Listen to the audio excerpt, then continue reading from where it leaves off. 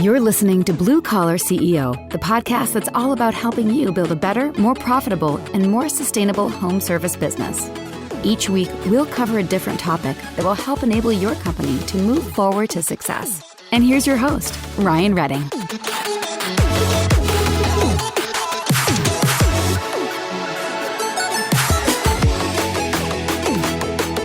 What is up, Blue Collar CEOs? It's Ryan, and it is awesome to be with you today, again, as we are every week. Hey, real quick, if you haven't yet, I ask for this, I feel like so often.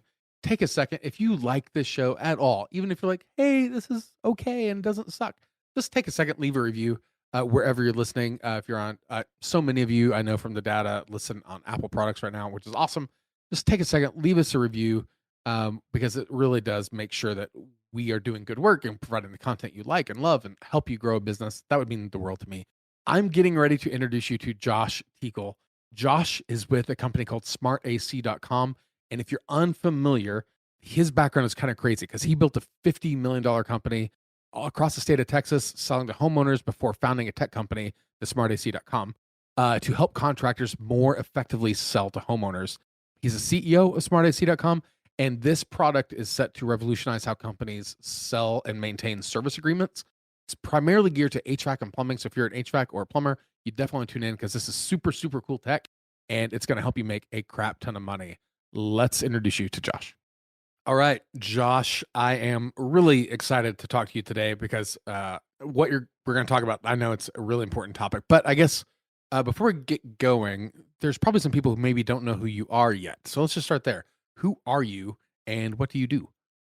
So I'm Josh Teekell. I'm the CEO here at SmartAC.com, and I lead the team of growing team of about 35 to perfect the experience of home comfort is our mission statement.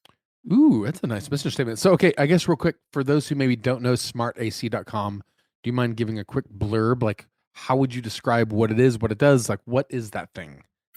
Yeah, of course. So for consumers, for homeowners, our platform just streamlines their ability to take care of their air conditioning and heating and some plumbing things as well, and communicate to their preferred service provider. Of course, for our channel partners, the HVAC and plumbing companies, SmartAC.com is a platform that allows them to sell smart maintenance and kind of digitize their experience of interacting with the homeowners to grow their customer base larger and give their customers a better overall experience. So how tell about the origin of that, because like it's such a unique and obvious sounding platform. Like, what problem did you set out to solve with SmartAC.com? Yeah, so when we studied the industry, it became very evident that since Jim Abrams came up with this back in the 70s, our HVAC and plumbing companies had kind of grown their base of customers by selling agreements, club memberships that take on different names for different people. But when the base of growing your customer base, or when the goal of growing your customer base and kind of the limiting factor of it is selling agreements, and the industry take rate, the yes rate of those is 20%, it became very evident that was the low hanging fruit to with our technology. And so it really just it was, how can we teach service providers to that same psychology, that same approach, but doing it in a kind of 2020s method, utilizing hardware and software to better grab and retain customer relationships. So for some people, like service agreements in the HVAC space it's like a really important topic that surprisingly a lot of people still don't do. Some industries might not be as familiar with the idea, like maybe the model doesn't quite apply to them, at least as widespread. Why, in your opinion, are maintenance agreements so flippin' important for contractors to have in place? Yep, good question. I'm happy to clarify there. So the entire industry is driven by especially the bigger players, by advertising or word of mouth or some way of getting in front of that homeowner the very first time. So let's say your name's Bob, and Bob goes and sees a homeowner for the first time, takes care of why they were there that day, whether they found out about the company from Google or Fred, their friend, told them, whatever it is. But then the problem is once they take care of them that day, most of the time they're walking away from that that first visit without any ongoing relationship, and especially any ongoing billing relationship. And so what maintenance agreements do, above and beyond just the obvious, you should take care of your equipment, right? But from the business standpoint, what maintenance agreements do is they give that contractor a link, an ongoing link to the home. And so the entire industry is really driven by the economics of the profit that can be made when someone buys a new AC system or changes out a water heater, right? These companies don't make a lot of money on service. Some do, but traditionally, they're making their big. The reason it's valuable to own that home is for that big ticket item. And so the maintenance agreements allow them to be present until that day comes. We believe the best companies aren't pushing that on customers. They're just present, doing what's right for the customer, trying to actually extend the life of that equipment by taking good care of it. But then one day they're going to need a new system, and you really want to be that contractor to sell them that, because that's so important to the bottom line of the business. And so the maintenance agreement has always been just that way to have that ongoing relationship. I think what's interesting for people is, like, when I talk with contractors, is it's so easy for them to get addicted to like acquiring a new customer. And I've seen them spend a shit ton of money on like whatever it takes to get that phone to ring with like someone they don't know. Mm-hmm. And I always like walking through contractors, like the economics of the cost of acquiring a new customer to the cost of retaining a customer on your books. Yep. That you're bypassing AdWords, you're bypassing LSA. Like, these people are like, you're automatically getting them on the calendar, like once a year, twice a year, every quarter, like whatever the agreement terms set out. And to your point, it makes you first in line. Like, you're going to be the one in there that's already has a relationship. You already have the trust built. You already have the rapport.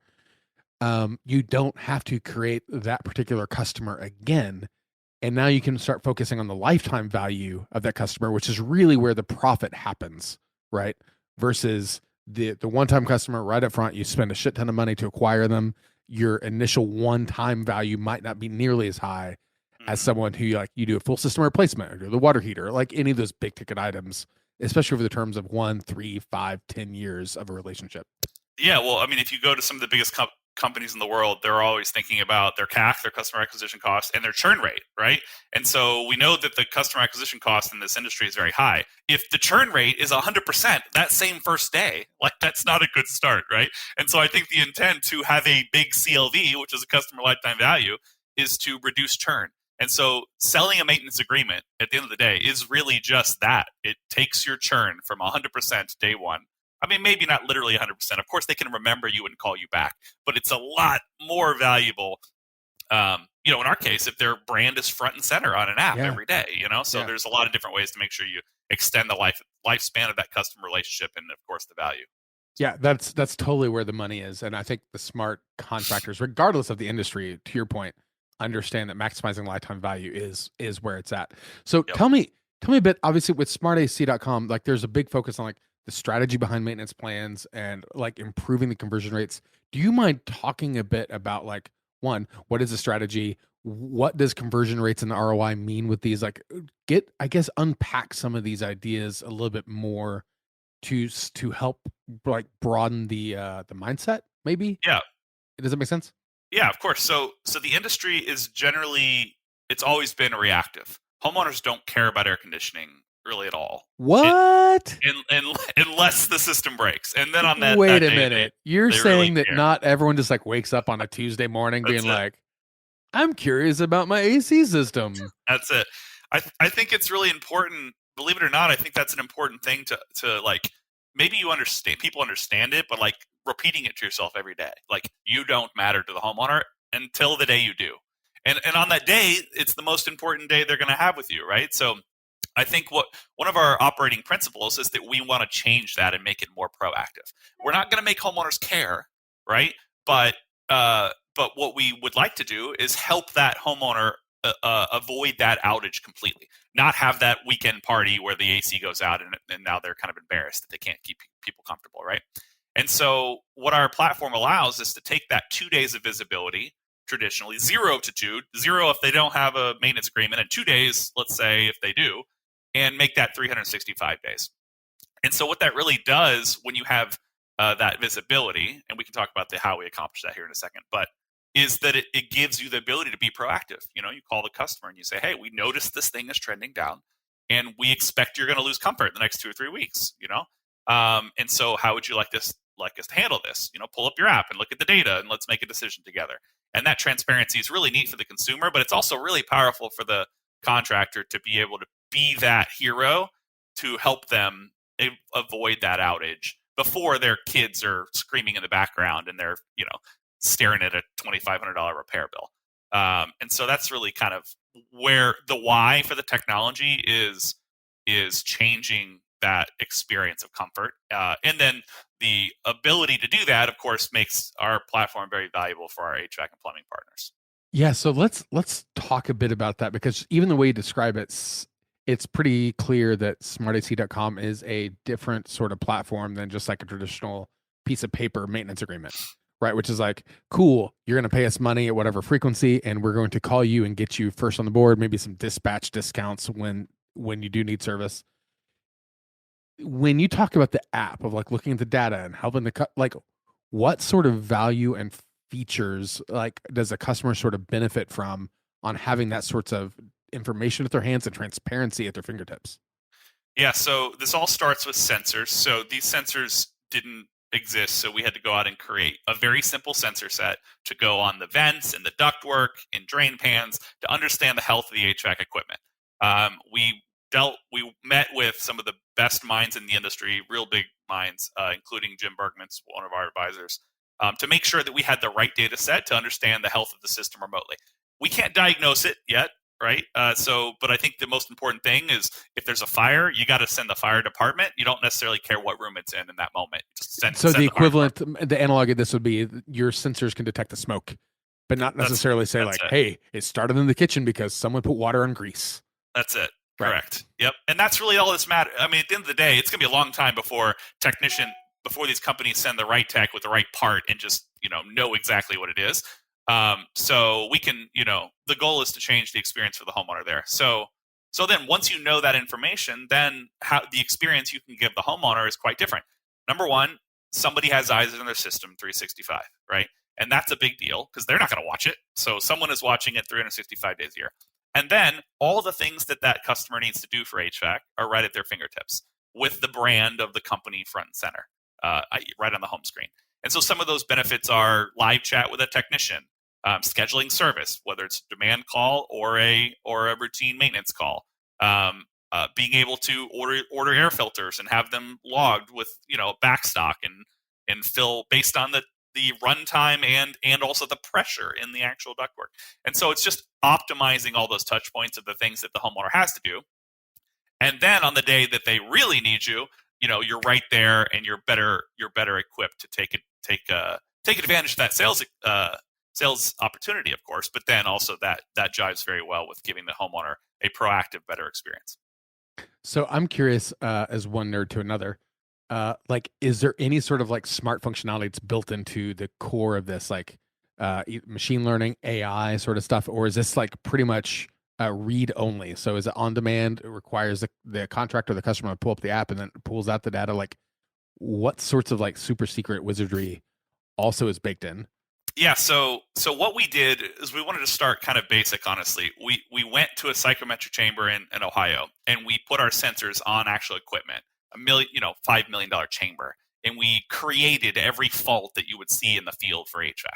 And so what that allowed us to do over millions of data points is know exactly how to train our algorithms to look for those things. So what's happening in the background is we are analyzing, or the algorithms are analyzing this data, and then the contractor, those monetizable opportunities float to the top, blinking red in their dashboard. And so there is a lot of stuff going on behind the scenes to be able to crunch that 50,000 data points a day per system. I don't focus as much on that, but we have 15 people that's their full-time job is getting that right. I get excited about the ability to acquire and retain relationships, but of course you have to do the thing or else it's snake oil, right? And it's very much not snake oil. So we do the thing to be able to tell the homeowner, look, we are watching and we will alert you if something's trending for a breakdown. That's crazy. So for a contractor, then how is it important to like focus on the conversion rates of these sort of conversations and experiences, to focus on maximizing the ROI? Like how does the economics piece of the equation filter in outside of the technology? Yep, good question. So that this becomes very obvious when you run the math. So we don't try to change the mind of the industry about using maintenance agreements to grab and retain relationships. The issue is that the biggest companies out there have really done the best job of increasing that adoption. And the way they've done that is to largely subsidize those 2 visits. So you might see $99, $149, $199 a year for 2 visits. Virtually none of those companies are making anything on those plans. They're almost all losing a lot of money annually. It's a loss leader to be able to get to that end game, which is the AC replacement, like we talked about before. And so really what our platform does is it allows you to increase that take rate. We've seen people go from 20% yes rate to 60, 70% yes rate. Wow. And the way they do that is they say, hey, we're still going to offer a premium plan of 2 visits, but now we're going to offer what we call smart maintenance with 1 visit to take care of the warranty and things like that, and then 365 days of visibility with maybe a floating visit or a virtual visit with looking at the dashboard, lots of different things partners are doing. And then if Miss Jones says no to 2 visits and 1 visit, then let's still try to get something, right? Let's try to get the check mark in the mind of the consumer saying, I have a company for HVAC and plumbing, and that's my company. And so they're doing that with monitoring only. And sometimes they're giving that away for a period of time. Sometimes they're subsidizing it in whole or in part. So it really just depends on how they want to go about it. So the first thing is just increase adoption to as close to 100% as possible. And then secondly, how do we be very efficient with taking care of these agreements? So we see people say, hey, I have 1,000 maintenance agreements and I go twice a year, right? But I want to move to making them smart and going once a year so I can double the base of the bandwidth I have to go get more, right? So if you couple doubling or tripling your yes rate to a smart maintenance plan with opening up half of your bandwidth by converting your current plans to 1 visit, let's say, that is really a 1-2 punch that's really powerful in growing the base. And you probably want to do it systematically. I'm not saying you should do that all overnight.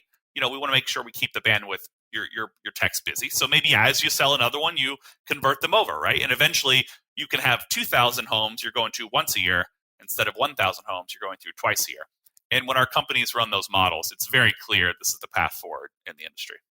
Yeah, it totally makes a lot of sense because now you're essentially like you're working smarter, not harder, right? It's not like, hey, and that's you're leveraging your capacity, but you're using data to do it. You're not just like cutting corners. You're not being lazy. Like you're using insightful thinking to actually make this happen.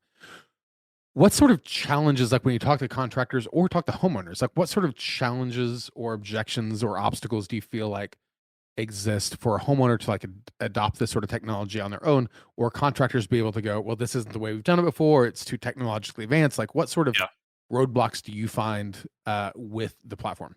Yeah, those are 2 very different things. I'll start with the homeowner side. On the homeowner side, homeowners don't care. So you have to get them to care enough, sometimes just to take it for free, right? They still need to care somewhat to do that. But you want to wrap it around a couple of use cases they understand.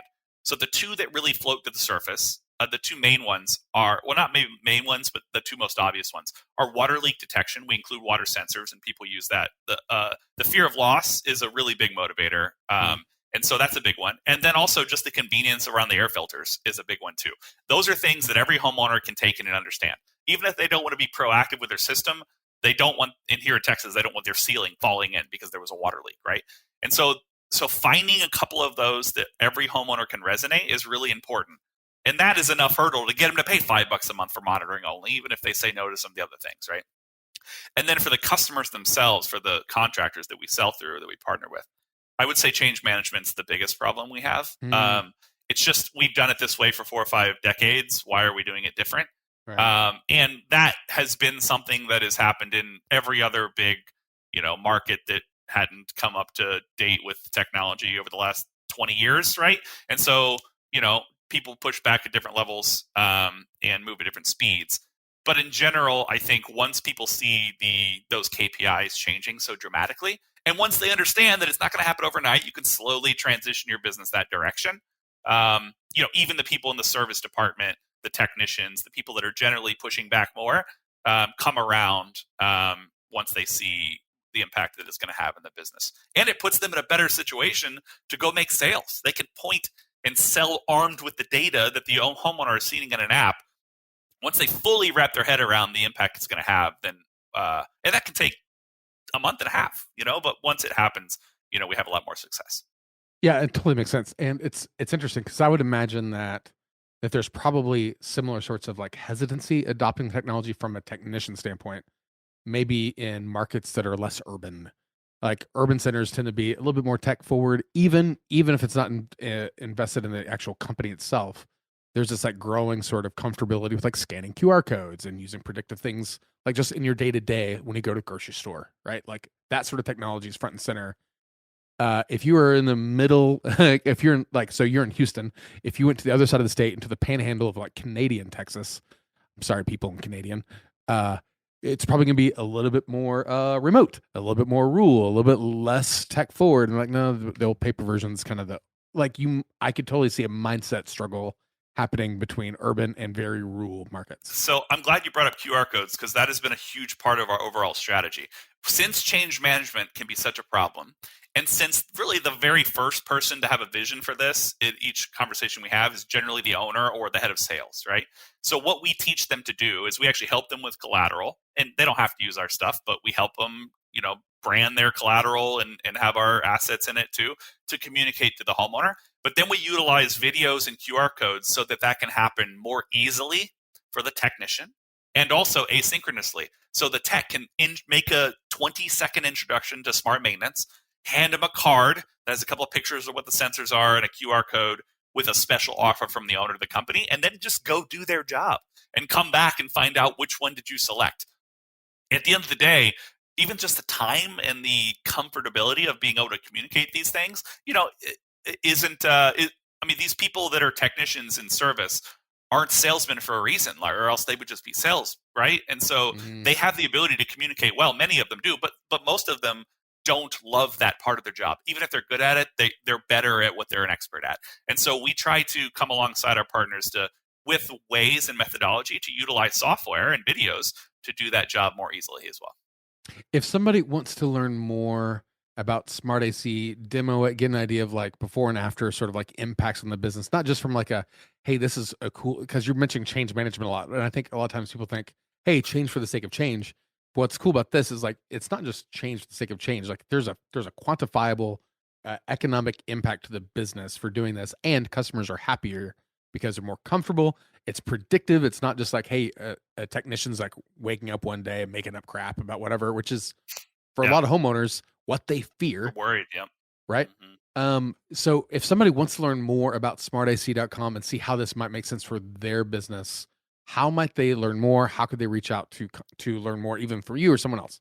Yeah, of course. Well, you're welcome to hit me up on LinkedIn if you'd like. But of course, you can go to our website, smartac.com.